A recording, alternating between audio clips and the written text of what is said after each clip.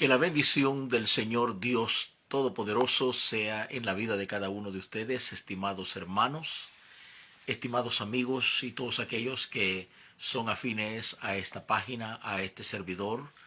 El pastor Alonso Maldonado les saluda en este hermoso atardecer. Son las 7:00 de la noche en el estado de California. A partir del 2 del próximo mes, la hora va a cambiar. Cuando aquí sean las 6 de la tarde en California, en Centroamérica, todos los países de Centroamérica van a ser 2 horas adelante. Si son las 6 aquí, van a ser las 8 de la noche. Así que si yo transmito a las 7 de la noche, van a ser las 9 en Centroamérica. Por lo tanto, pues ponga atención en eso porque me va a ver quizás en un horario bastante diferente. Pero bendito sea Dios porque nos da la oportunidad de compartir esta gloriosa palabra y quizás traerle un momento de reflexión a su corazón. Yo siempre he tenido una idea dentro de mi corazón y es que, lo he dicho así como dicen en el vocabulario popular, ¿no? Una buena enseñanza, una enseñanza que sea profunda, yo lo he dicho de esta manera, siempre pica el gusanito de la curiosidad, o sea, ese puntito que tenemos dentro de nosotros que siempre nos da curiosidad, ¿sí? Miramos alguna cosa y queremos saber qué es lo que hay detrás de eso, ¿no? Eh, Hace unos momentos estaba escuchando la noticia y ya días vengo escuchando la noticia y un hermano me habla siempre de esto y me dice, no sé si usted se ha enterado de un cometa, una luz, algo resplandeciente que viene y está cruzando en este momento a un lado del Sol y dicen algunos que tanto China como Rusia, los Estados Unidos, los países que poseen aparatos de visibilidad y de audio en el espacio, han tomado fotos, pero no las quieren revelar, no las quieren enseñar al público, al mundo. Al mismo tiempo, hay muchas ideas, pensamientos acerca de esto. Algunos dicen que es una nave con seres de otro mundo. Algunos dicen que es algo inexplicable, que es algo misterioso y le ponen un montón de conceptos. Naturalmente esto no es primera vez que ha sucedido a través de la historia, esas partes celestes, ya se cometas, asteroides, meteoritos, rocas que viajan por el universo, que se desprenden de sus respectivos planetas y viajan por el universo, sorprende al hombre. Porque nosotros los seres humanos siempre hemos tenido ese pensamiento, esa inspiración, esa noción, esa curiosidad de saber qué hay más allá de ese cielo azul, qué hay más allá de esas estrellas, qué hay más allá de ese sol, de esa luna. En nuestro corazón sabemos que hay algo misterioso, que hay algo oculto, que hay algo que la mente humana no lo puede concebir y que nosotros, los humanos, podemos llegar a la especulación o podemos trascender ese límite establecido en donde comenzamos a hacer teorías. Pero la Biblia está llena de acontecimientos. Y uno de esos libros que a mí en lo personal me encanta leer, escuchar en audio, es el libro de Ezequiel. Y el libro de Ezequiel en ese capítulo 1 tiene unas cosas misteriosas, llamémosle así misteriosas, inexplicables. Por ejemplo, habla de que el profeta no solamente mira a estos 4 seres, que cada ser dice que sus pies eran rectos y su parte de abajo de su pie era como una pezuña de un animal. Pero al mismo tiempo dice que estos seres tenían 4 alas, con 2 cubrían y con otras 2 se juntaban con los demás seres. Al mismo tiempo dice de que descendieron 4 ruedas, venían 4 ruedas en el mismo nivel que estos seres venían en la tierra. Y dice que estas ruedas estaban llenas de ojos espantosos, dice el profeta, lo describe así, llenas de ojos en derredor.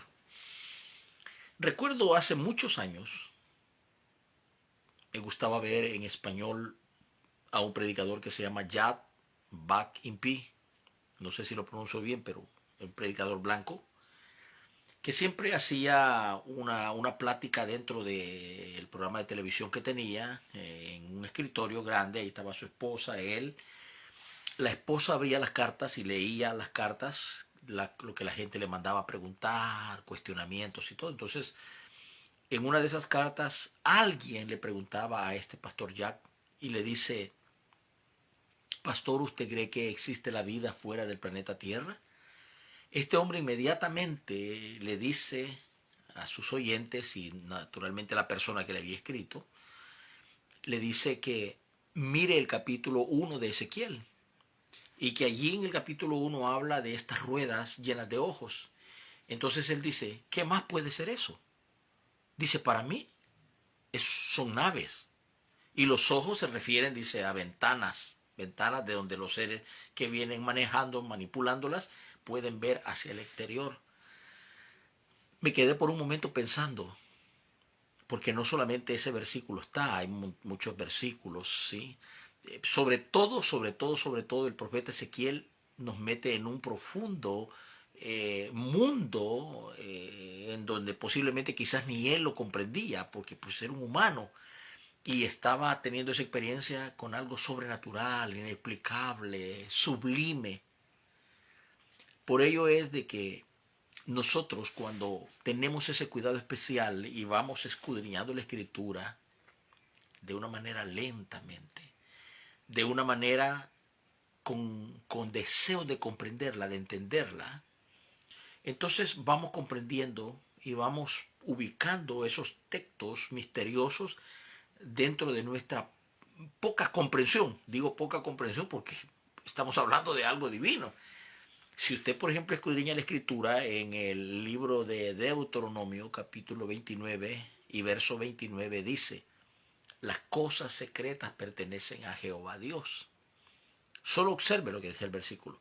Las cosas secretas pertenecen a Jehová Dios. Y luego añade, mas las reveladas son para nosotros y para nuestros hijos para que las pongamos por obra. Entonces, cuando nosotros pasamos esa línea establecida por la palabra de Dios, naturalmente por Dios, entramos en un mundo de especulación.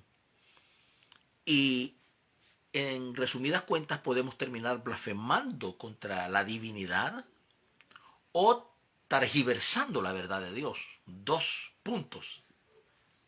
Blasfemando contra Dios o targiversando las verdades de Dios. Fruto de eso, podemos confundir al mundo. Podemos hacer que el mundo entre en un callejón sin salida. Ahora, la escritura es clara. Cuando la escritura nos dice, por ejemplo, le voy a mostrar algunos versículos. Por ejemplo, el apóstol Pablo dice en 2 de Corintios capítulo 13 y verso 8. Nada podemos contra la verdad, sino por la verdad. Mire qué versículo más exacto. O sea, lo que él quiere decir que hay una verdad. Una sola verdad inconmovible, inconmutable, no negociable, no modificable. Una verdad. Y es esa verdad que viene del mismo corazón de Dios. O sea, en otras palabras, Dios quiere que lo entendamos hasta donde naturalmente lo permita y nuestro corazón también lo permita, ¿sí? Entender la naturaleza de Dios, el actuar de Dios, ¿sí? Al mismo tiempo, nosotros tomar una actitud.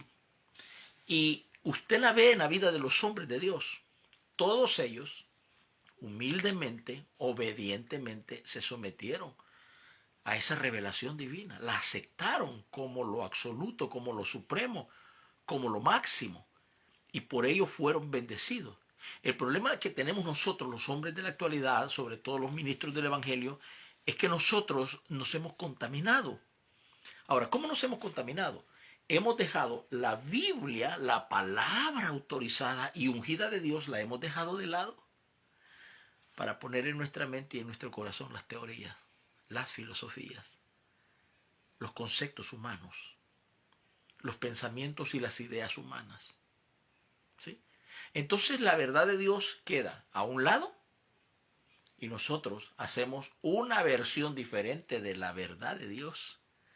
Y eso ya no es ni agradable a Dios ni es de bendición para las personas que nos están oyendo. ¿Sí?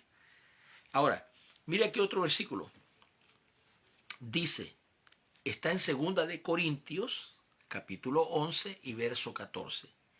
No es de maravilla, dice el apóstol Pablo, no es maravilla porque el mismo Satanás se disfraza como ángel de luz. Pongan atención a esto, porque esto nos introduce a una verdad fundamental que no debe ser cambiada, no debe ser negociada. ¿Sí?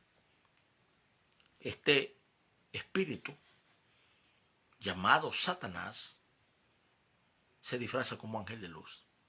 Ahora le voy a poner un caso.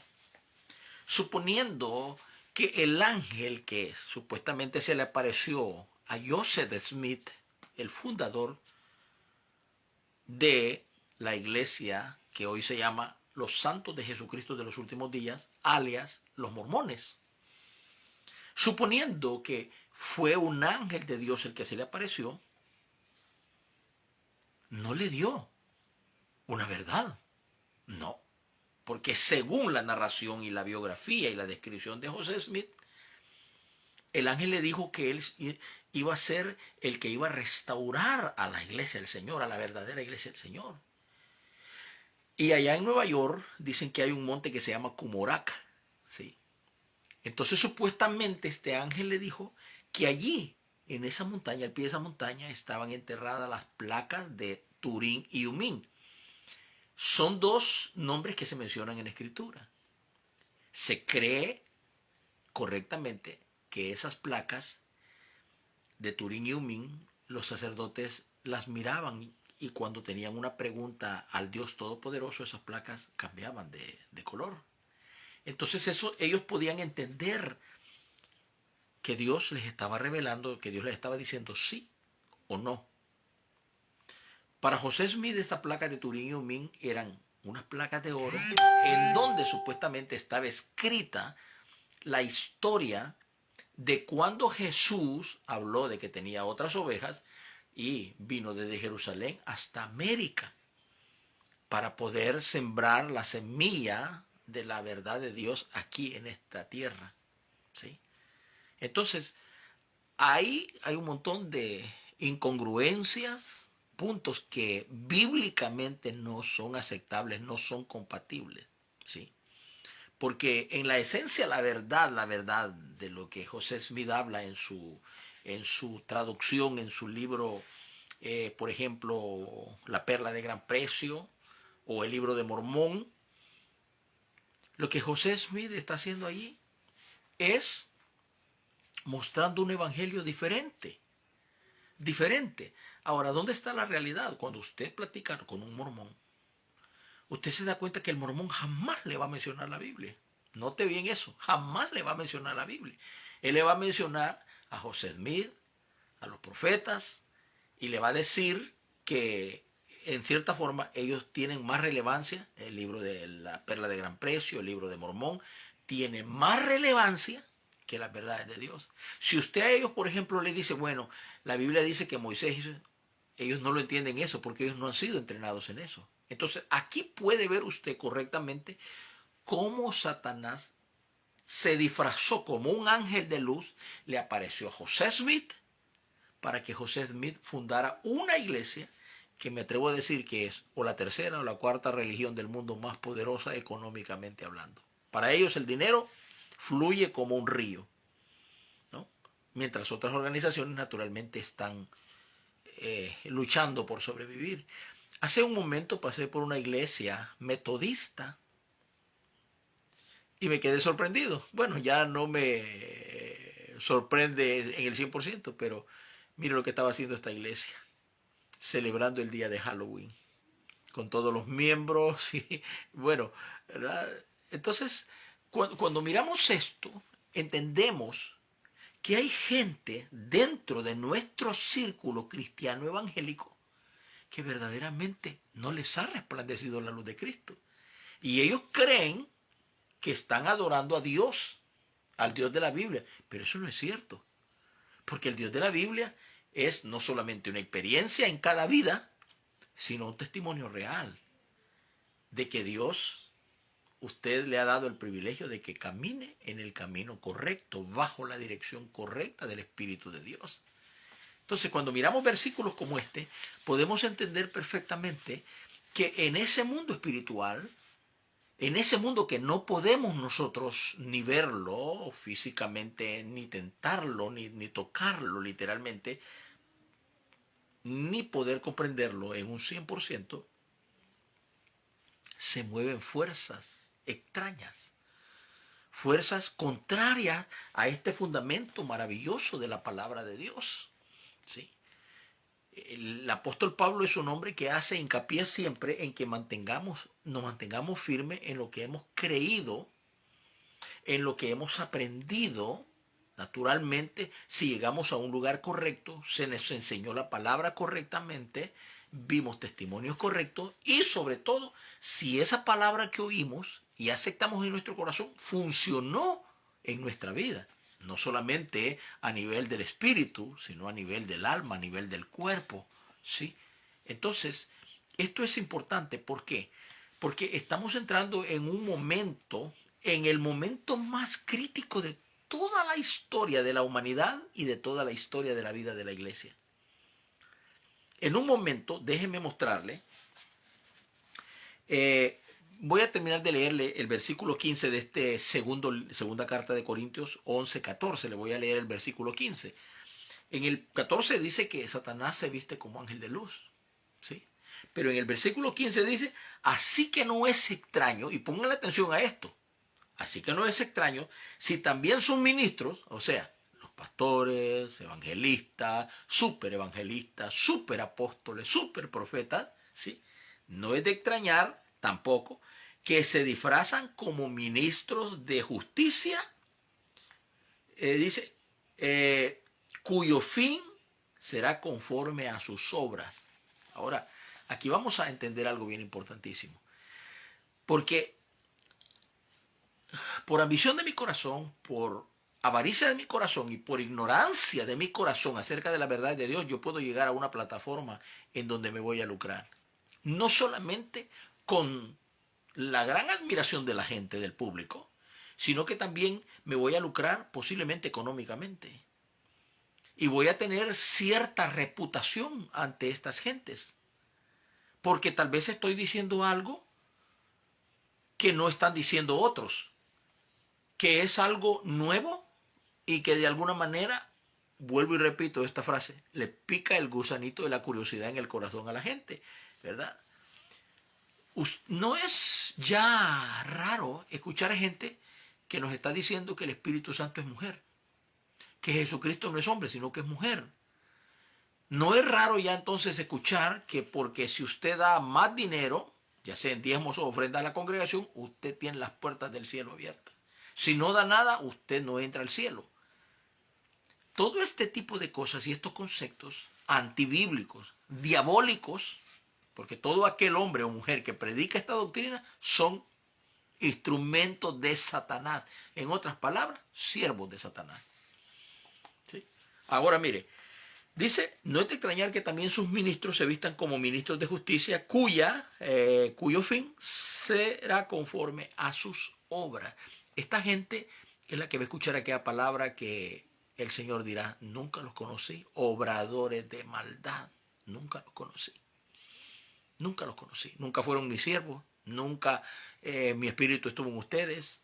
Ustedes hablaron por su vientre, hablaron por sus conceptos, hablaron por sus filosofías, hablaron por lo que consideraban que era verdad, cuando no era verdad. Ahora dice, vamos a leer entonces hasta dónde culmina toda esta mentira y todo este engaño que nosotros estamos de alguna manera presenciando, viviendo, experimentando en nuestro momento actual de nuestra historia. El final de todo esto, ya que tenemos allí, según la ciencia, ¿no? Porque acabo de ver las noticias, ¿no? Y también Jonathan me estaba hablando acerca de esto, ¿verdad? Del planeta misterioso, del asteroide misterioso y todo. Ahora voy a hacerle una teoría. Le voy a hacer una teoría. ¿Sí? Una teoría. Por eso digo una teoría. No es que algo sea, ni es bíblico, ni es una verdad fundamental. No, es una teoría. Suponiendo que como dicen por ahí, que es misterioso, que ya China, Rusia, Estados Unidos saben qué es, pero no lo quieren decir al mundo por no producir un pánico colectivo, suponiendo que esto fuera una nave, ¿sí? Una nave, como dicen algunos pastores como Jack Banning P., el 3-1 Atlas, dice Jonathan. Bueno, entonces suponiendo que esta fuera una nave, y esta nave se detiene en alguna parte del espacio, y desde el espacio, un ejemplo, una teoría, no vaya a decir, pastor, está hablando una burradita por ahí, no. Suponiendo que de allí los seres humanos hacen contacto. Ya ve las películas, ¿no es cierto? Por ejemplo, la película de Superman, que vienen esos seres de otra galaxia a buscar al Superman que llegó a la Tierra siendo un niño, ¿cierto? Sí, y muchas teorías, ¿verdad? Y no voy a creer, esto emociona a la mente. Esto produce millones de dólares, una película como esa, Predador, Aliens, etcétera, etcétera. Son taquilleras y siguen funcionando 20 años, 30 años después, sigue produciendo dinero. Eso es algo tremendo. Ahora, ¿por qué es esto? Porque nosotros los seres humanos, en nuestro corazón, tenemos ese interrogante, esa duda, ese pensamiento misterioso que hay allí, que hay allí, que hay allí, ¿verdad que sí? Entonces, eso es captado por los hombres de negocio y explotan la mente. Pero también nosotros, los seres humanos, ya sea creyentes o no creyentes, creemos que hay algo más allá, hay algo más inteligente, hay algo más atrevido ahí más allá de los planetas, ¿cierto? Y que llegamos a una conclusión, la mayoría de evangélicos, y decimos, bueno, si nosotros decimos que no puede haber vida más que en este planeta Tierra, hacemos a Dios pequeñito, ¿verdad? Pero si decimos que hay vida en otros planetas, entonces tenemos que explicar por qué. Sí. Porque la Biblia, a mí me enseña la Biblia, que Cristo vino a morir por los habitantes de este planeta Tierra. Y vino y hizo una transformación extraordinariamente maravillosa cuando era un ser igual a Dios, un espíritu divino maravilloso.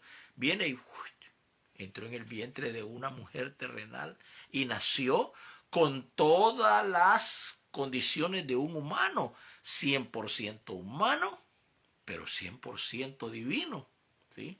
En lo humano lloró, en lo humano durmió, en lo humano comió, en lo humano sangró, ¿comprende? Sí, porque era hijo de María. Sus 23 cromosomas, María se las donó a Jesús, ¿sí? Ahora, no hubieron 23 cromosomas porque no hubo un contacto sexual de José en la vida de María. Entonces, quiere por eso el hijo de David. ¿Por qué era el hijo de David? Porque María era descendiente del rey David. ¿Sí? ¿Entiende? Entonces, cuando el ángel le dice a María, lo que vas a tener en tu vientre es engendrado por obra del Espíritu Santo. Quiere decir entonces, para que un ser humano se forme científicamente, realmente, se necesitan 46 cromosomas. 23 pone la madre en el óvulo que está listo para ser fecundado y 23 pone el hombre cuando en la relación íntima su esperma llega hasta el óvulo y se introduce al óvulo femenino y ahí se forma la vida. O sea, los 23 cromosomas del padre van en su esperma. Y los cromosomas son la herencia de nuestros ancestros. ¿Comprende eso? Los científicos le llaman los microscópicos universos, porque pues no lo han podido descifrar todavía, ¿comprende? ¿Sí? Cuando habla de genética, nos está hablando de que traemos la herencia de nuestros ancestros, de nuestros antepasados. Pueden ser 100 años, 200 años, 300 años, 500 años, ¿cierto? Así de sencillo. Pero en el caso de Jesús, pues él naturalmente no recibió los 23 cromosomas del humano, del hombre humano, que en este caso sería José, sino que solamente recibió los 23 de su madre María. Entonces aquí tenemos algo maravilloso nosotros. Ahora, Jesús vino no para enseñarnos la verdad, porque Él era la verdad. Él le dijo a los judíos, escudriñad las escrituras, porque a vosotros parece que en ellas tenéis la vida eterna. Y luego les añadió, mas ellas hablan de mí. ¿Sí? Mire qué palabra tan maravillosa, tan bonita, ¿no? Bien entendible. O sea, las escrituras hablaban de Jesús. Hablaban desde el capítulo 3, verso 15 del libro de Génesis, cuando Dios hace la promesa a la raza humana, representada en Adán y representada en Eva. ¿Sí? Y ahí estaba Satanás a un lado representado en la serpiente. ¿Verdad? Cuando Dios le dice, pondré en amistad entre ti, o sea, la simiente de la mujer, que era Jesús, entre ti, la simiente de Satanás, ¿verdad?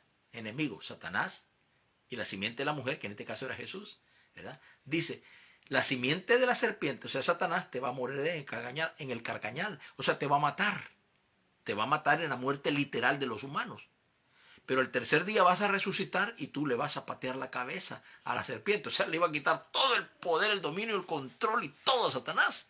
Eso fue lo que hizo Jesús cuando resucitó entre los muertos. Sí, nadie se le había despertado a Satanás desde la tumba, pero Jesús se levantó y se levantó victorioso. ¿Comprende eso? Sí.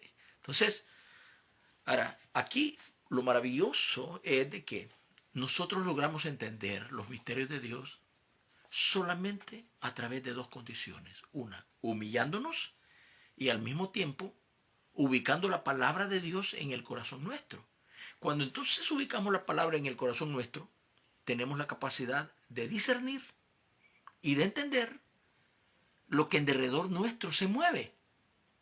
Porque si usted mañana se quiere apartar de Dios, hasta muy tarde es que se aparte mañana, hoy mismo se puede apartar de Dios usted. ¿Sí? Puede creer en cuestión de una hora otra cosa que no son las cosas de Dios. ¿Sí? Puede venir alguien por ahí con una gran emoción y una gran filosofía y conceptos para usted no conocidos, pero bien modificados y bien apetecibles. Y entonces cambia. Eso es lo que sucede. ¿Sí? Lo más común que en el día de hoy vemos es los supuestos milagros, ¿verdad? Hombres estirando pies, hombres estirando manos, hombres pasando la mano y caen el montón de gente patas arriba, hombres quitándose el saco y dándole, hombres metiéndose agua en la boca y rociando agua, hombres haciendo que supuestamente el agua se transforme en vino. Entonces, todo eso está cambiando la historia dentro del cristianismo, porque esos espectáculos no se miraban en el tiempo antiguo. En el tiempo antiguo el poder de Dios fluía en los hombres, como el caso de Pedro, Pablo y todos ellos, fluía en los hombres y no había ni propagandas, no había ni adoradores de que soy de Pablo y esto y lo otro y de Pedro, no había, porque cada hombre sabía que directamente ese poder no venía de Pablo ni de Pedro, sino que venía de Cristo y que ellos habían aprendido a moverlo de acuerdo a la voluntad de Dios y al mismo tiempo que Dios se llevaba toda la gloria. ¿Cierto? Entonces, cuando nosotros nos estemos acercando al final de esta historia humana y cristiana evangélica, yo lo voy a mantener hasta el último momento de mi existencia, es de que la iglesia tiene que ser probada. Porque hay, y se lo voy a decir en el concepto popular al estilo salvadoreño, un relajo dentro de nuestro círculo cristiano, ¿verdad? No solamente se mueve el orgullo, se mueve la presunción, se mueve la vanidad, se mueve el altanerismo, se mueve el hombre viejo, se mueven los conceptos filosóficos más que los principios sagrados de la palabra de Dios. Todos tenemos un concepto de que nosotros tenemos la verdad, ¿verdad? Que nadie más tiene la verdad, sino que nosotros. Entonces, quiere decir que somos exclusivos, ¿sí? Y si fuéramos exclusivos, estaríamos haciendo obras mucho más grandes, pero no es así. Simplemente, por la gracia de Dios, hemos sido tocados y estamos siendo dirigidos en el camino correcto, media vez, y cuando existe en nuestro corazón una relación íntima con Dios y al mismo tiempo una aceptación de la gloria de la palabra puesta en lo más íntimo de su ser. De ahí en adelante Dios se encarga de todo. Ahora, mire, por ejemplo, la Escritura dice que en el libro de Daniel, capítulo 11, verso 36, dice y que este personaje, y le voy a describir cuál será el final de todo lo que estamos viviendo en el día de hoy. Va a venir un personaje que de acuerdo a la Escritura es el hijo del hombre de pecado, o sea, el hombre de pecado. Sí. Ahora, fíjese bien, y se lo voy a dar, por ejemplo, la palabra o el nombre, el título anticristo en español significa anti y contrario. Anti, contrario. En griego, La palabra anticristo significa en lugar de, ¿sí? Por lo tanto, un anticristo es aquel que sustituye las enseñanzas verdaderas de Cristo. Póngale atención a esto, porque si le ponemos atención a esto, vamos a comprender muchas cosas. Algunas gentes hacen que el anticristo va a venir y ya se va a sentar en un trono y va a empezar a dictar y a hacer esto y lo otro. Espérese, espérese. Porque el primer golpe, el primer triunfo que él va a tener es en hacerle creer al mundo que él es el Cristo. Vuelvo y le repito, mire los conceptos correctos, igual a Cristo. Dice, le dará otro significado a las verdades del Evangelio. Esto está sucediendo entre nosotros los ministros del Evangelio. Negará la divinidad de Cristo. Será un hombre descendiente de pecado. Se exaltará a sí mismo, miente y engaña y no permitirá que se predique el pecado. Por ejemplo, si fuera yo ahorita a la iglesia metodista que vi, está cerca de aquí donde yo vivo, que estaban celebrando Halloween, y les dijera, oigan ustedes, esto lo condena a Dios porque esto es del diablo. ¿Qué cree que me dirían? Folguere. Y me echan hasta la policía por estar produciendo un escándalo público, ¿verdad? Y ahí viene la policía y me arrestan, ni tardos ni perezosos, y me llevan al bote por escandaloso público, ¿verdad? Hay que dejarlos, porque para ellos se les ha enseñado a ellos que celebrar este acontecimiento que viene el 31 de octubre llamado Halloween no es pecado, es parte de la cultura americana.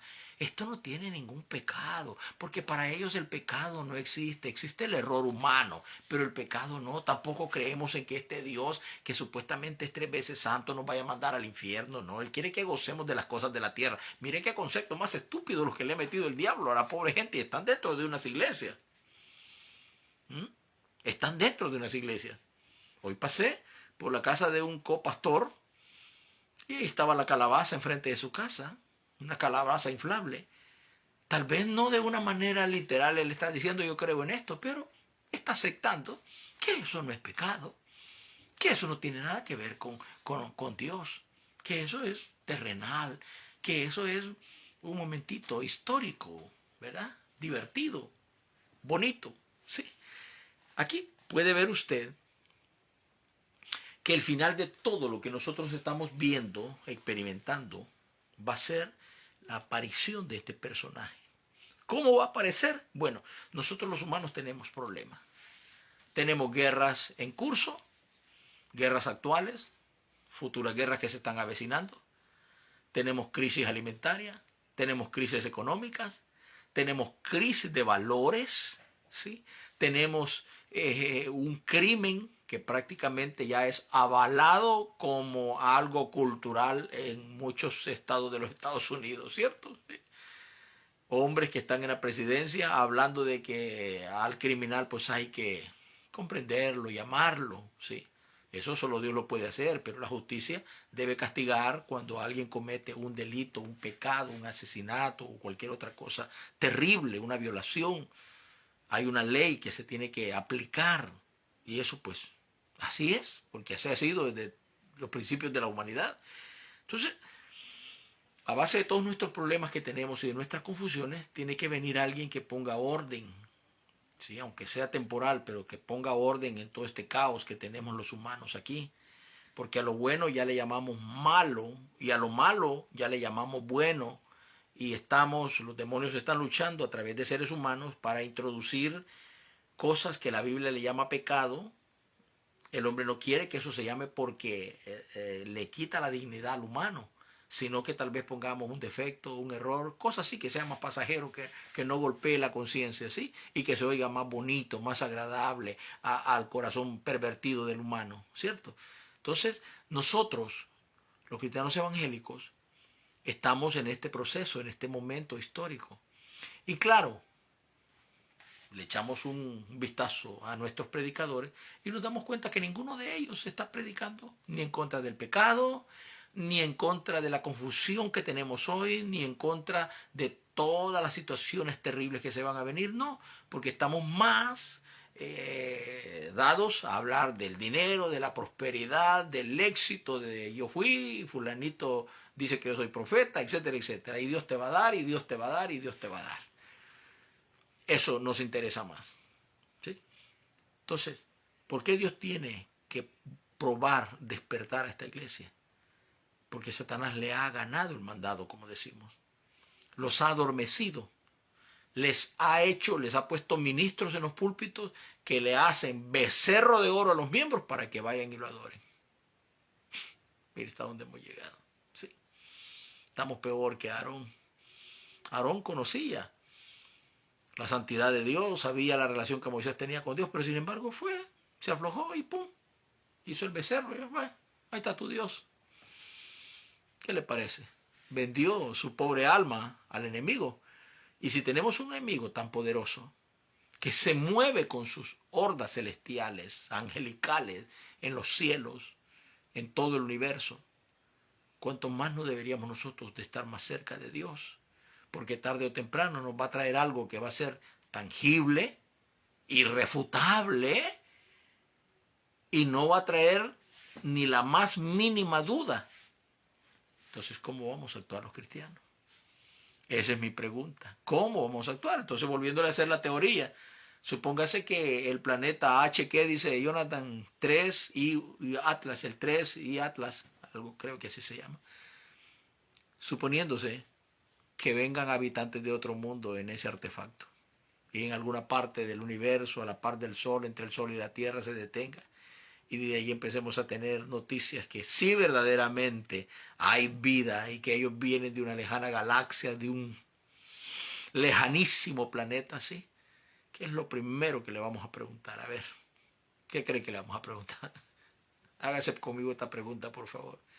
Le vamos a preguntar, oye, ¿existe Dios, un Dios sentado en el trono? Como lo vio Juan. Juan en el libro Apocalipsis vio al Señor sentado en su trono.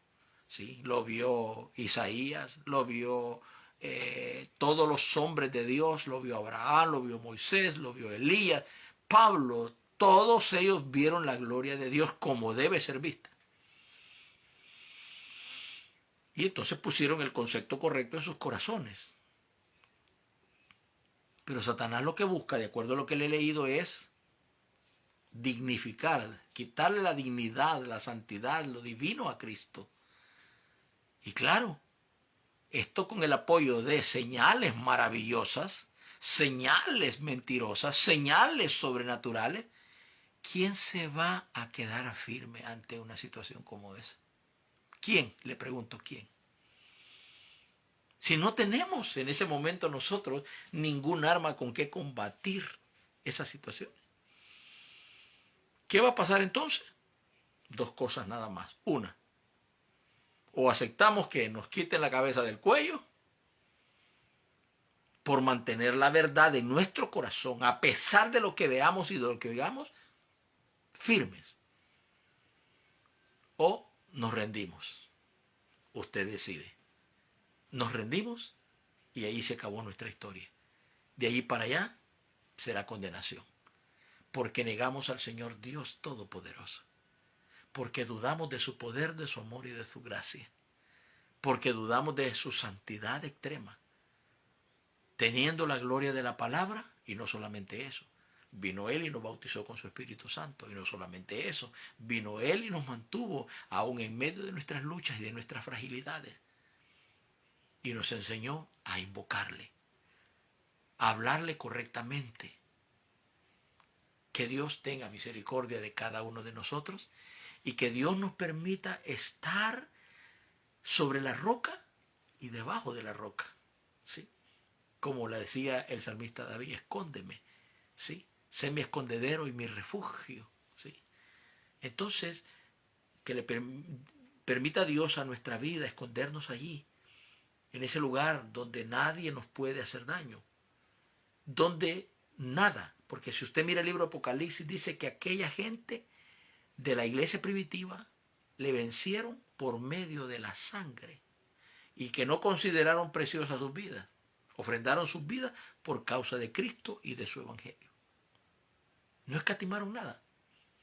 ¿Comprende? A pesar de que tenían millones de ideas fluyendo en derredor de sus vidas. Eso es lo que Dios quiere de cada uno de nosotros.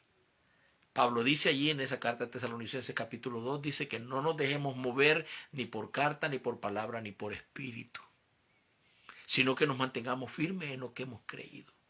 En Jesucristo como la soberanía de todo el universo, en Jesucristo como el Salvador de nuestra vida, en Jesucristo la única verdad fundamental existente sobre todo el universo y sobre toda esta tierra. Que Dios les bendiga, que Dios les guarde. Y ese es el deseo siempre de mi corazón. Jehová te bendiga, Jehová te guarde y Él haga resplandecer su rostro sobre ti y ponga en ti su paz. Amén.